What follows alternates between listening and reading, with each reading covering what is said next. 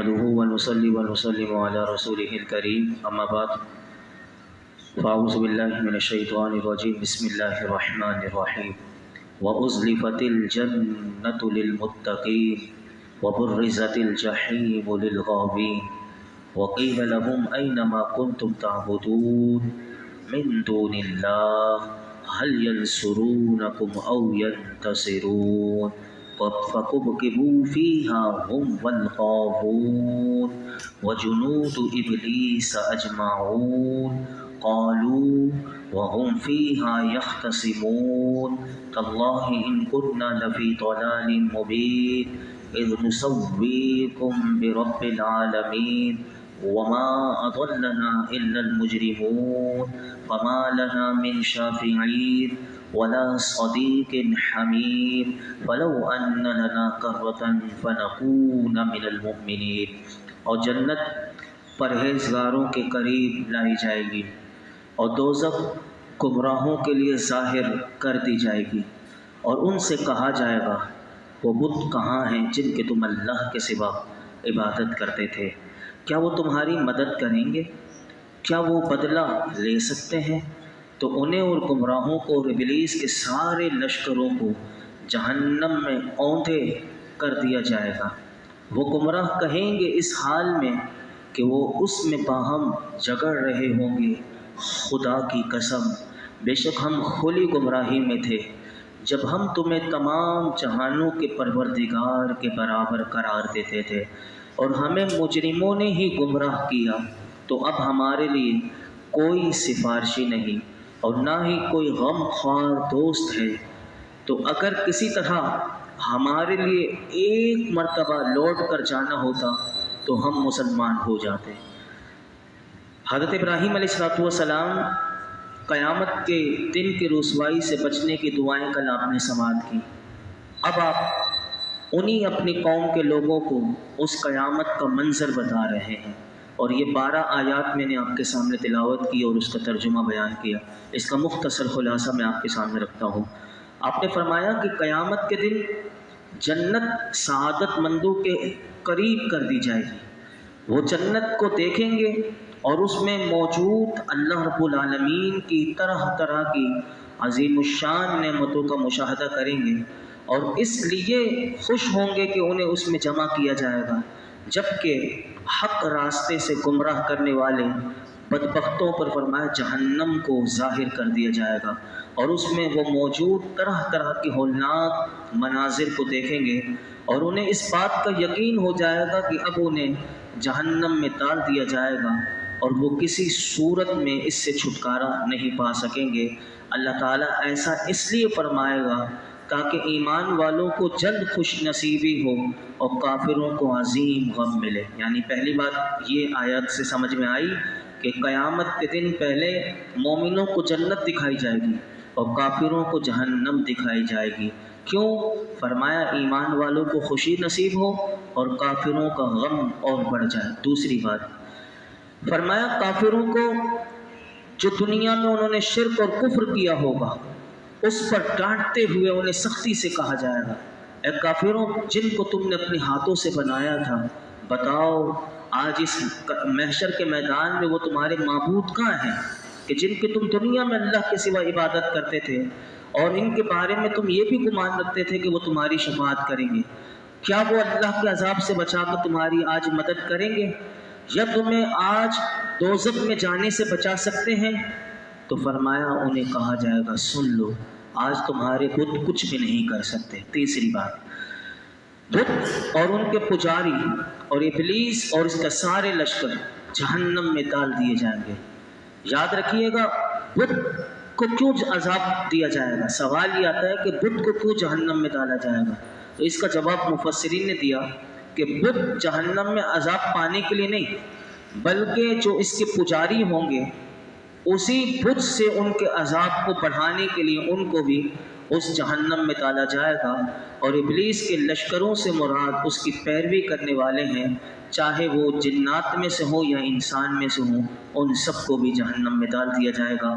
اور بعض مفسرین نے یہ بھی کہا کہ ابلیس کے لشکروں سے اس کی ذریت یعنی اولاد مراد ہے، चौथी बात जो इन 12 आयात के खुलासे में ये बात हमें पता चली कि जब इन गुमराहों को जहन्नम में डाल दिया जाएगा तो क़यामत के दिन वो जहन्नम में अपने झूठे माबूदों से झगड़ते हुए कहेंगे, यानी उनकी तरफ इशारा करके कहेंगे, खुदा की कसम बेशक हम उस वक्त खुली गुमराही में थे कि जब हम तुम्हें इबादत का मुस्तहिक समझते थे और तमाम जहानों के परवरदिगार के बराबर तुम्हें करार देते थे, हालांकि तुम उसकी एक अदना कमतरीन इंतहाई आजिज़ मखलूक थे। और क़यामत के दिन हज़रत इब्राहीम अलैहिस्सलाम बताते हैं कि मुजरिम उस वक्त ये कहेंगे कि इन्हीं मुजरिमों ने हमें गुमराह किया, अब ये हाल है हमारा कि अब कोई हमारा सिफारिशी नहीं। ये सिफारिशी क्यों होगा? उस वक्त किसको देखेंगे, सिफारिश किसकी हो रही होगी? तो ये दोनों पहलू होंगे, ये दोनों पहलू रखना पड़ेगा। क़यामत के दिन जब वो मोमिनीन को देखेंगे कि मोमिनीन के लिए अंबिया शफाअत कर रहे होंगे, औलिया शफाअत कर रहे होंगे, फरिश्ते शफाअत कर रहे होंगे और मोमिनीन एक दूसरे की शफाअत करने वाले होंगे, तो उस वक्त ये देख कर वो कहेंगे आज हमारे लिए कोई सिफारिशी नहीं। और उस वक्त ये भी कहेंगे कि काश कि हमारे लिए ईमान वालों की तरह कोई गमख्वार दोस्त होता कि आज इस मुश्किल के वक्त में जो हमारे काम आ जाता। और फिर उस वक्त क़यामत के दिन हज़रत इब्राहीम अलैहिस्सलाम कहते हैं, वो तमन्ना करेंगे काश कि हमें अल्लाह एक दफ़ा दोबारा दुनिया में भेज दे तो हम ज़रूर दुनिया में जाकर मुसलमान हो जाएंगे। याद रखिएगा कि कुफ़ार ये कहेंगे ना हमारा कोई गमख्वार दोस्त है, वो अंबिया फरिश्ते सालिहीन को देख कर कहेंगे। लेकिन याद रखिएगा ये भी अकीदा हमारा है और ये भी कुरान से साबित है और हदीस मुबारका में कि क़यामत के दिन नेक सालेह और परहेज़गार मुसलमान की दोस्ती जो है वो क़यामत के दिन काम आएगी। और क़यामत का जो इंतहाई ख़तरनाक दिन, सख्त होलनाक दिन, कि उसमें ये हस्तियाँ जो नेक साले परहेज़गार मोमिन होंगे ये मुसलमानों की गमख्वारी भी करेंगे और शफाअत भी करेंगे। ये मेरी तरफ से नहीं बल्कि अल्लाह का कुरान हमें बताता है 25वें पारे में सूरत ज़ुख़्रुफ़ की आयत नंबर 67 में अल्लाह ताला फरमाता है, अल-अख़िल्लाउ यौमइज़िन बअदुहुम लिबअदिन अदुव्वुन इल्लल मुत्तक़ीन। परहेज़गारों के अलावा उस दिन गहरे दोस्त एक दूसरे के दुश्मन हो जाएंगे, यानी परहेज़गार तो नहीं होंगे एक दूसरे के दुश्मन, बल्कि क़यामत के दिन परहेज़गार एक दूसरे के दोस्त ही होंगे। और इसके लिए मैं हदीस पाक भी आपके सामने रखता हूँ कि हज़रत जाबिर बिन अब्दुल्लाह रज़ियल्लाहु ताला अन्हु से रिवायत है कि अल्लाह के महबूब अलैहिस्सलातु वस्सलाम ने इरशाद फरमाया कि जब जन्नती जन्नत में जाएगा तो वो जन्नत में जाने के बाद वो पूछेगा मेरा फला दोस्त का क्या हाल है। वो दोस्त गुनाहों की वजह से जहन्नम में गया होगा। मेरे आका फरमाते हैं जब वो पूछेगा अपने दोस्त के बारे में, अब देखिए अल्लाह की रहमत, मैंने कहा था पीछे हम बयान कर चुके थे कि 99 अल्लाह की रहमतों का ज़ुहूर होगा। ये तो दुनिया में एक रहमत है, क़यामत के दिन अल्लाह की रहमत का हर अंदाज में ज़ुहूर होगा। अब जब वो ये कहेगा कि मेरा फला दोस्त कहाँ है, तो अल्लाह ताला फरमाएगा इसके दोस्त को निकालो और जन्नत में दाखिल कर दो। और इसके अलावा जो जहन्नम में बाकी रह जाएंगे, फिर जब ये जो जन्नती होगा जिसको जन्नत में अल्लाह डाल देगा, बाकी सारे जहन्नमी जहन्नम में हमेशा के लिए रहेंगे। उस वक्त ये जहन्नमी मेरे आका फरमाते हैं, उस वक्त ये कहेंगे काश कि हमारे लिए कोई सिफारिशी होता और कोई गमख्वार दोस्त होता। इसीलिए हज़रत हसन बसरी रज़ियल्लाहु ताला अन्हु आपने फरमाया ईमानदार दोस्त बढ़ाओ क्योंकि वो रोज़े क़यामत तुम्हारी शफाअत करेंगे। लिहाजा याद रखिएगा कि ऐसों को दोस्त बनाइए कि जो मुसलमान हो, नंबर 2 नेक हो, नंबर 3 परहेज़गार मुत्तकी हो। अगर वो आलिम दीन हैं, उलमा हैं, मुफ्तियान कराम हैं, मशाइख हैं और इनसे आपकी दोस्ती है तो वेल डन। और अगर आप किसी फाजिर और फासिक से, इस आयत में यही सबक दिया गया, इनसे बचिएगा। क्योंकि एक हदीस पाक जो है वो तिरमिज़ी शरीफ में आती है कि हज़रत अबू हुरैरा रज़ियल्लाहु ताला अन्हु से रिवायत है कि रसूलुल्लाह सल्लल्लाहु अलैहि वसल्लम ने इरशाद फरमाया, आदमी अपने दोस्त के दीन पर होता है, आदमी अपने दोस्त के दीन पर होता है। اسے یہ دیکھنا چاہیے کہ میں کس سے دوستی کر رہا ہوں۔ اب یہ دوستی اسے قیامت کے دن بھی فائدہ دے گی نہیں دے گی؟ اب وہ بندہ سوچ لے کہ میں کس سے دوستی کر رہا ہوں۔ آگے قرآن کیا کہتا ہے؟ ان فی ذلک لآیہ وما کان اکثرهم مؤمنین، کہ بے شک اس بیان میں ضرور نشانی ہے اور ان میں اکثر ایمان والے نہ تھے۔ حضرت ابراہیم علیہ السلام کا اپنی قوم کے ساتھ یہ پورا طویل واقعہ جو قرآن نے اس رکوع میں بیان کیا، اللہ تعالیٰ فرماتا ہے اس رکوع میں جو حضرت ابراہیم علیہ السلام کی قوم کے بارے میں بتایا گیا، فرمایا اس میں ان سب کے لیے عبرت کی نشانی ہے کہ جو اللہ کے علاوہ دوسروں کی عبادت کرتے ہیں، تاکہ انہیں معلوم ہو جائے کہ قیامت کے دن یہی جھوٹے معبود ان سے بیزاری کا اعلان کر دیں گے اور قیامت کے دن کوئی نفع نہیں پہنچائیں گے۔ اور اللہ تعالیٰ نے اپنے محبوب سے فرمایا کہ جس طرح کفار قریش میں سے اکثر ایمان نہیں لائے، اسی طرح حضرت ابراہیم علیہ السلام کی قوم میں سے اکثر ایمان نہیں لائے تھے۔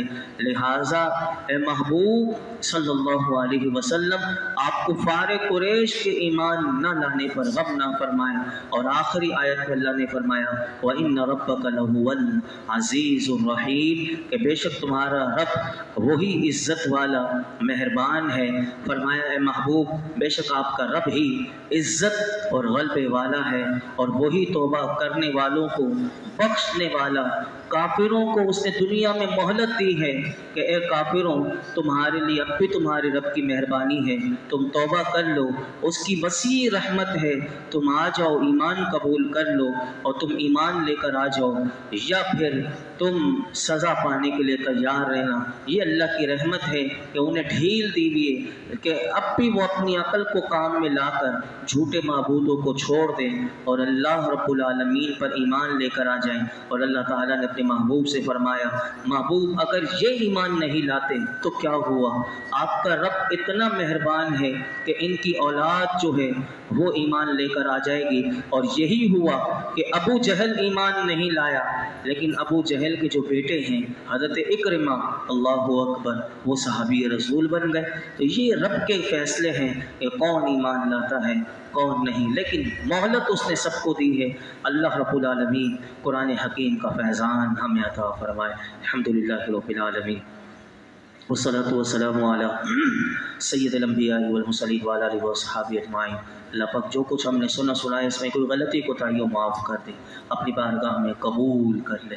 اللہ ہماری بے حساب مغفرت فرما، اللہ ہماری بے حساب مغفرت فرما، ہمارے والدین کی، میرے آقا کی تمام امت کی مغفرت فرما۔